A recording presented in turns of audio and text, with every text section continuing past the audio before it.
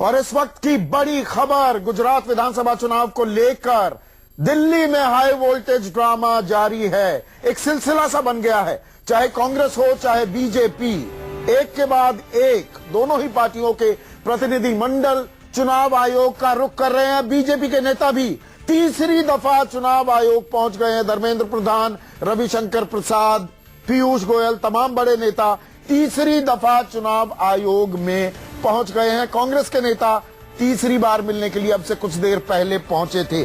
रमन, हमारे political editor, चुनाव आयोग के बाहर ही मौजूद हैं। ये इतनी दफा मिलने की जरूरत क्या आन पड़ी है? अंदर से क्या जानकारी मिल रही है? रमन, बार बार क्यों मिल रहे हैं दोनों तरफ के नेता? संदीप, जो दलील दी जा रही है, मैं आपको नजारा दिखाना चाहता हूं कि आप देखिए कि मेन गेट पे ही केंद्रीय मंत्री पीयूष गोयल अभी कुछ ही देर पहले रविशंकर प्रसाद मीडिया से बात करके अंदर गए हैं और पीयूष गोयल यहीं पे मीडिया से, जो चुनाव आयोग का मेन गेट है, उस मेन गेट के बाहर मीडिया से बात कर रहे हैं। जब पीयूष गोयल से सवाल पूछा गया कि तीसरी बार बीजेपी का डेलीगेशन क्यों आया है, उन्होंने कहा कि हमने मीडिया में देखा कि कांग्रेस का डेलीगेशन चुनाव आयोग आया है, इसीलिए मीडिया में देखने के बाद हमने भी फैसला किया कि हमें भी वहां पे जाना चाहिए। कहीं न कहीं एक बड़ा सवाल है कि क्या कांग्रेस पार्टी के नेता या बीजेपी के बड़े नेता चुनाव आयोग पर दबाव बनाने की कोशिश कर रहे हैं? क्या उन्हें यह अंदेशा है कि अगर दबाव नहीं बनाया तो चुनाव आयोग जो फैसला करेगा वो उनके मनमाफिक नहीं होगा? ये अपने आप में सबसे बड़ा सवाल है, क्योंकि लगातार एक के बाद एक पार्टी का डेलीगेशन आता है और चुनाव आयोग से मिलकर जाता है। चुनाव आयोग को वक्त नहीं मिल पा रहा है कि वो दलील दी जा रही है कांग्रेस पार्टी और बीजेपी के नेताओं की तरफ से, वो अपने कानून के जानकार से बात करे, इसका समय भी नहीं दिया जा रहा है। कहीं न कहीं दोनों पार्टियों के नेता को ऐसा अंदेशा है कि अगर दबाव काम नहीं आया तो हो सकता है कि जो फैसला चुनाव आयोग देगा वो उनकी पार्टी के हिसाब से नहीं होगा। और इसी के चलते कांग्रेस पार्टी के नेता और आप देख रहे हैं कि बीजेपी के बड़े नेता, केंद्रीय मंत्री, तमाम केंद्रीय मंत्री चुनाव आयोग पहुंचकर चुनाव आयोग से मिलने की फिर से कोशिश कर रहे हैं। ये मीडिया वॉर भी चल पड़ा है क्या सुकेश? ये बैटल ऑफ परसेप्शन भी है क्या? क्योंकि ये सिर्फ गुजरात तक महदूद नहीं है, ये सिर्फ राज्यसभा की बात नहीं है, इसमें कहीं ना कहीं 2017 के इस साल के अंत में गुजरात विधानसभा का चुनाव और 2019 की तरफ भी निगाहें टिकी हुई हैं।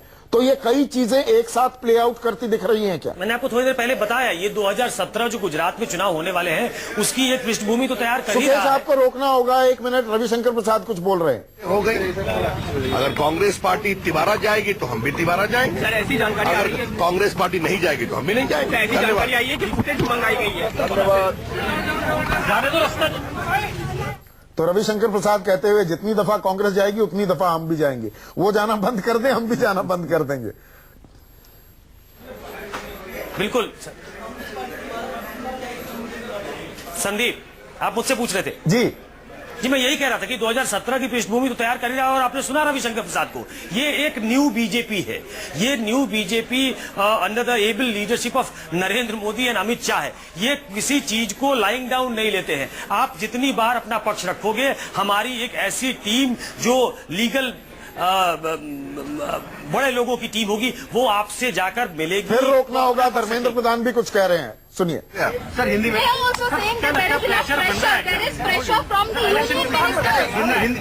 हमारे एक राजनीतिक अधिकार है।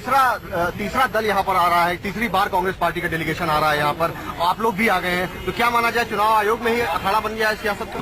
नहीं, देखो, चुनाव आयोग एक निष्पक्ष व्यवस्था है। हमें पूरा उम्मीद है चुनाव आयोग सही कदम उठाएगी। जल्द ही आज की चुनाव की वोट की गिनती के बारे में फैसला हो जाएगा। आप लोग क्या फैसला सुनने आए या कुछ कहने भी आए? ना, हम तो कॉन्फिडेंट है कि चुनाव आयोग निष्पक्ष फैसला लेगा ही। कब तक उम्मीद है सर काउंटिंग शुरू हो जाएगी? कर लेगा, वो अपना काम कर रहे हैं। मेरी उम्मीद है कि वो फैसला ले लेंगे। तो आप लोग कॉन्फिडेंट है? बिल्कुल, होने दीजिए, काउंटिंग के बाद पता चलेगा। तो सुकेश, आप अपनी बात पूरी कीजिए। यहां पर तो यह है कि वन अपमैनशिप का खेल है। आप जितनी दफा जाओगे दूसरी पार्टी भी उतनी ही दफा जाने वाली है। बिल्कुल, वो जो एक विगर के साथ लड़ाई लड़ना है वो बीजेपी में है। वो आजकल किसी चीज को लाइंग डाउन नहीं लेते। और एक बात मैं आपको और बता दूं, जितनी बार ये मिलकर ब्रीफ करके कुछ अपनी बात रखकर जाते हैं इलेक्शन कमीशन के बाद, वो ऊपर ब्रीफ कर रहे हैं अपने शीर्ष नेतृत्व को। अमित शाह देखिए गुजरात में है, वहां से वो लगातार संपर्क में है अपने यहाँ लीगल। कांग्रेस के भी तमाम बड़े नेता एआईसीसी में मौजूद हैं, चाहे वो सोनिया गांधी हो चाहे मनमोहन सिंह हो, तमाम नेता एआईसीसी में मौजूद हैं। बिल्कुल, इस बार ये मैच बिल्कुल इक्वल सा हो रहा है, क्योंकि Sonia Gandhi, Manmohan Singh, AK Antony, Ghulam Nabi Azad, P Chidambaram, Anand Sharma, ये तमाम लोग AICC में एक साथ ब्रेनस्टॉर्मिंग इन्होंने कब की थी मुझे याद नहीं है। आज AICC में CWC की बैठक थी और उसके बाद ये पूरा मामला सामने आ गया है और कहा जा रहा है कि सब लोग वहां बैठे हैं, वो सब प्रतीक्षा कर रहे हैं। तो ये एक इवनली मैच, कम से कम इस मामले में कह सकते हैं आप कि दोनों अपना अपना पक्ष रख रहे हैं। एक तरफ से अरुण जेटली रख रहे हैं, दूसरी तरफ P चिदम्बरम रख रहे हैं। इलेक्शन कमीशन को फैसला लेना है,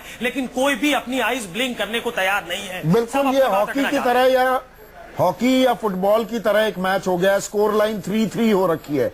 दोनों खेमे 3-3 दफा चुनाव आयोग चले गए हैं। लेकिन मैं यहां पर नैतिकता का सवाल भी उठाऊं, सुधांशु मित्तल, जो हम चर्चा कर रहे थे ब्रेक में जाने से पहले, ये इतनी आमादा क्यों? आपके पास नंबर्स तो है नहीं तीसरी राज्यसभा सीट जीतने के लिए, लेकिन साम दाम दंड भेद, ये लार्जर गेम खेला जा रहा है क्या? पूरी कमर तोड़ने की कोशिश, किसी भी कीमत पर कमर तोड़नी है कांग्रेस की, ये राजनीति कर रहे हैं आप? नहीं संदीप जी, बिल्कुल नहीं। स्पष्टता से आपको दिख रहा है कि एक डूबते हुए जहाज को लोग छोड़ छोड़ के जा रहे हैं। आपको यह भी दिख रहा है कि एक नेतृत्व विहीन कांग्रेस से निराश होकर लोग वैकल्पिक राजनीति की ओर देख रहे हैं। अब अगर ये स्थिति कांग्रेस अपनी कर रही है तो इसका इल्जाम हम पे क्यों दे रहे हैं? कांग्रेस का घर टूट रहा है, उनकी वजह से टूट रहा है, उनकी नेतृत्व विहीनता की वजह से टूट रहा है, उनकी नकारात्मक राजनीति की वजह से टूट रहा है। मैं सुधांशु मित्तल, जो सवाल मैंने आलोक शर्मा से भी पूछा, अगर यहां अहमद पटेल की सीट ना अटकी होती, कांग्रेस के संकट मोचक संकट में ना होते, तो इतना जोर लगाते क्या आप? देखिए, ये हमेशा स्वाभाविक होता है कि जब कोई बड़ा नेता लड़ता है तो उसी हिसाब से प्रतिक्रियाएं भी होती हैं। अब अमेठी या रायबरेली का चुनाव या बनारस का चुनाव कोई साधारण चुनाव कभी हुआ है क्या?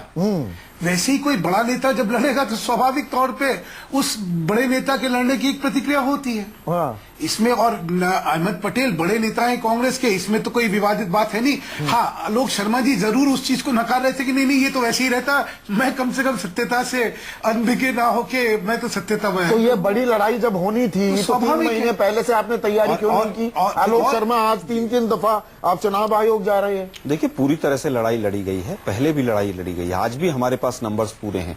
लेकिन दुर्भाग्य है कि जिस तरह से ये 3.5 वर्षों का सिलसिला रहा है, विधायकों को तोड़ना, सरकारों को गिराना। इससे पहले कि इस विश्लेषण को आप आगे बढ़ाएं, हमारे पॉलिटिकल एडिटर रमन मेरे साथ जुड़े हुए हैं। रमन, आपके पास कोई बड़ी जानकारी आ रही है, ऐसा मुझे बताया गया। रमन, देखिए, सबसे बड़ी बात है कि बीजेपी के जो बड़े नेता चुनाव आयोग आए हैं, उनके पास चुनाव आयोग से कोई वक्त नहीं है। चुनाव आयोग ने उन्हें कोई वक्त नहीं दिया है। वो इसी बिना पे आए हैं कि उन्हें मीडिया से जानकारी मिली कि कांग्रेस पार्टी का तीसरा डेलीगेशन नेता फिर से आ रहे हैं, इसलिए चुनाव आयोग में वो आकर पार्क में खड़े हैं। और इससे पहले मीडिया से बात करते उन्होंने कहा कि कांग्रेस पार्टी जितनी बार चुनाव आयोग आएगी वो उतनी बार आएंगे, वो अपनी बात उतनी बार चुनाव आयोग के सामने रखेंगे। देश के कानून मंत्री, कानून राज्य मंत्री पीयूष गोयल, निर्मला सीतारमन से लेकर धर्मेंद्र प्रधान, तमाम केंद्रीय मंत्री यहाँ पर मौजूद हैं और उनकी बार बार उनकी तरफ से यही कहा जा रहा है कि हमें मीडिया से जानकारी मिली कि कांग्रेस पार्टी का डेलीगेशन तीसरी बार आया है, इसीलिए वो मीडिया से जानकारी मिलने के बाद वो चुनाव आयोग आए हैं। अगर तीसरी बार कांग्रेस पार्टी का डेलीगेशन चुनाव आयोग से मिलेगा तो वो भी तीसरी बार चुनाव आयोग से मिलेंगे। आलोक शर्मा, मैं समझता हूं संदीप जी, देखिए, आपत्ति कांग्रेस की है, कांग्रेस ने अपनी आपत्ति दर्ज की है, बीजेपी की तरफ से तो कोई आपत्ति नहीं थी। तो बीजेपी के तमाम केंद्रीय मंत्री वहां पर जाकर पार्क में खड़े होकर क्या लोकतंत्र का मजाक उड़वा रहे हैं कि हिंदुस्तान की कैबिनेट वो भी अपनी बात रखेंगे? नहीं, बात रखने के लिए जो आप अपनी बात रख रहे हैं। अभी आपके पत्रकार महोदय ने कहा वहां पर कि उनको कोई समय नहीं दिया गया है, और वो रविशंकर प्रसाद जी का जो बौखलाहट भरा बयान है, वो कह रहा है कि जितनी बार कांग्रेस आएगी हम आएंगे। इसका पूरा सीधा एक मतलब निकलता है कि आप कहीं ना कहीं इलेक्शन कमीशन को पूरी तरह से दबाव में रखना चाहते हैं। आज तो ये भी सवाल खड़ा हो गया कि इलेक्शन दबाव पे आप नहीं दबाव डाल रहे, आपके 3 दफा अगर नेता जाते हैं, अगर हमारे पास नई इंफॉर्मेशन आएंगी, सीडी आएगी, तमाम चीजें आएंगी, हम बार बार इलेक्शन कमीशन जाएंगे। लेकिन आज एक और सवाल खड़ा हो गया है कि कौन कौन से ऐसे अधिकारी हैं जिनको एक्सटेंशन दी गई है, और वो एक्सटेंशन दिए जाने वाले जो प्रिजाइडिंग ऑफिसर्स हैं, क्या वो वहां पर अहमदाबाद में आज वहां पर गांधीनगर में मौजूद तो नहीं थे? और क्या उनको इसी काम के लिए आप तो नहीं सीधा किया गया क्या था? आरोप लगा रहे हैं गुजरात विधानसभा में जो प्रिजाइडिंग ऑफिसर पूरी तरह से प्रिजाइडिंग उन्होंने ऑफिसर बीजेपी का पक्ष लिया? मैं समझता हूं पूरी तरह से अब ये आज एक जांच का विषय बन गया है, और हम बार बार कह रहे हैं कि संवैधानिक संस्थाओं का दुरुपयोग करने में बीजेपी ने महारत हासिल कर ली है। ये बड़ा आरोप लगा रही है देश के कांग्रेस। लोकतंत्र के और लिए दुर्भाग्यपूर्ण है। सुधांशु, आपसे ये मैं रिएक्शन लूंगा, एक छोटे से ब्रेक लेना है, सिलसिला जारी है। ये फुटबॉल हॉकी के मैच की तरह हो गया है। स्कोर लाइन इस वक्त 3-3, 3-3। 3 दफा कांग्रेस के नेता पहुंच चुके हैं चुनाव आयोग, और 3 दफा बीजेपी के एनडीए के बड़े नेता भी। पल पल की जानकारी देते रहेंगे ब्रेक के बाद भी।